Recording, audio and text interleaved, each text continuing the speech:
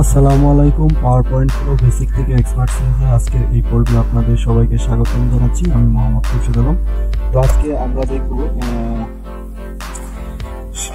বিভিন্ন শেপস দিয়ে কিভাবে ইনফোগ্রাফিক্স তৈরি করা যায়, অর্থাৎ স্মার্ট ইনফোগ্রাফিক্স কিভাবে তৈরি করা যায়। তো চলেন শুরু করা যাক আজকের ভিডিও। প্রথমে আমি একটা ব্ল্যাঙ্ক স্লাইড নিলাম, ব্ল্যাঙ্ক স্লাইডের ব্ল্যাঙ্ক লেআউট নিলাম। তারপর এখানে এই যে একটু জুম আউট করে নিই। এখানে এই যে রাউন্ডেড রেক্টেঙ্গেলটা নিলাম, রাউন্ডেড রেক্টেঙ্গেল এখানে হালকা একটু ছোট করে, খুব বেশি বড় নয়, এমন একটা রেক্টেঙ্গেল আঁকি। আগে একটা ডিজাইন, তারপরে ডুপ্লিকেট করে দিব কন্ট্রোল ডি দিয়ে। এটা একটু রাউন্ডটা একটু স্পিক করে দেখুন, কমিয়ে নিয়ে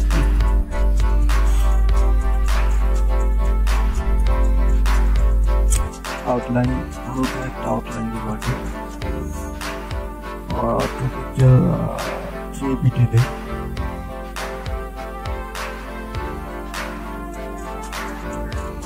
এখানে একটা সার্কেল রাখবো, যেন এই রাউন্ডেড রেক্টেঙ্গেলের মাঝ বরাবর হয় আর কি, তাহলে দেখতে সুন্দর লাগবে।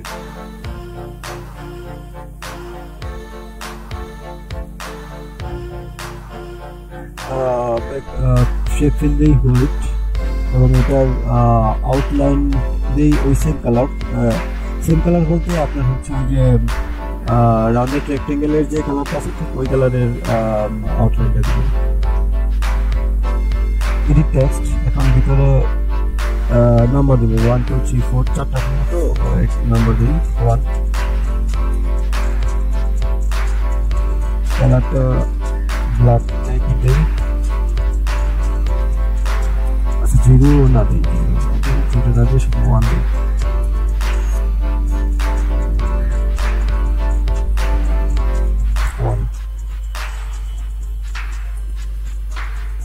একটু বড় করে নিই, হ্যাঁ ঠিক আছে।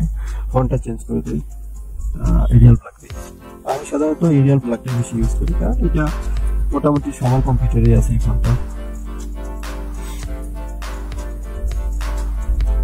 আচ্ছা, তারপর ওই টেক্সট বক্স নেই একটা, এখানে একটা টাইটেল থাকবে আর কি, সিম্পল টাইটেল।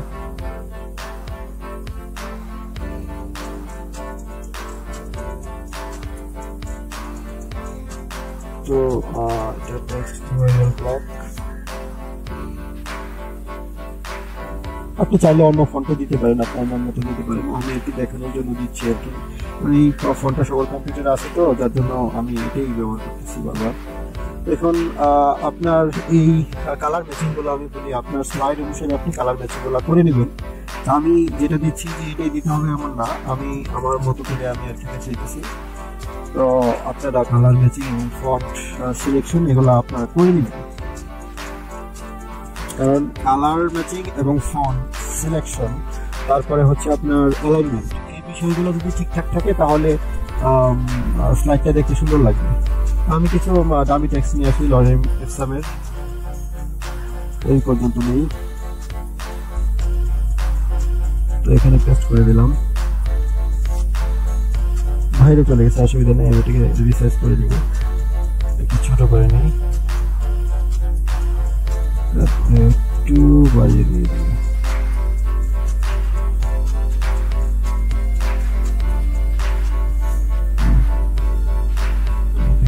লাগবে যেন এটা মাঝখানে থাকে আর কি, সবকিছু মিডিলে লাইন রাখবো।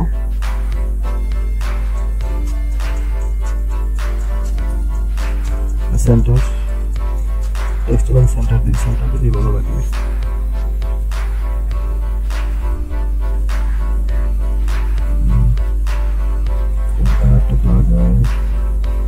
হোয়াইট টাইপের কিছু দিয়ে, হোয়াইট টাইপের।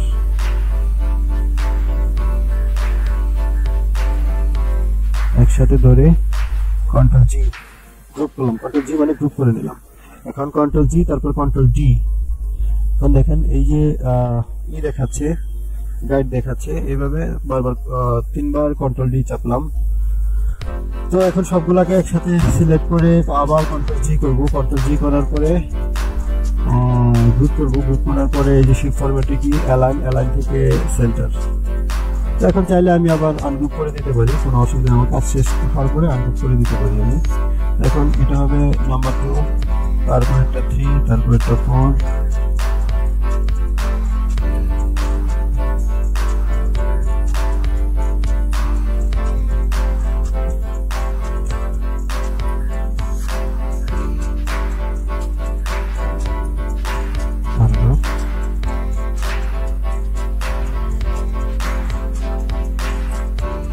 মানে 4 রঙের ফুল দিয়ে দিই, তাহলে দেখতে সুন্দর লাগবে। সাধারণত শেপ দিয়ে যেসব ইনফোগ্রাফিক তৈরি করা হয় ওইগুলো দেখবেন বেশিরভাগই আপনার বিভিন্ন কালারের সংমিশ্রণে তৈরি করা হয়, তাহলে দেখতে সুন্দর লাগে।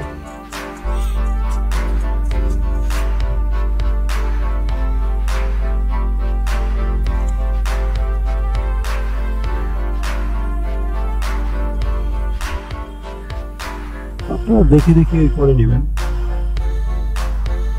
আচ্ছা, যাই হোক, এটা দিলাম, কিন্তু আপনার এই যে ফন্টগুলো একটু ঘোলাটে ঘোলাটে লাগতেছে, চাইলে এটাকে আমি অন্য ফন্টের কালারটা অন্যটা দিতে পারতাম। যাই হোক, দিলাম না, আপনারা দিয়ে নেবেন। আমি একটু টাইটেল দিই এখানে, ইনফোগ্রাফিক্স।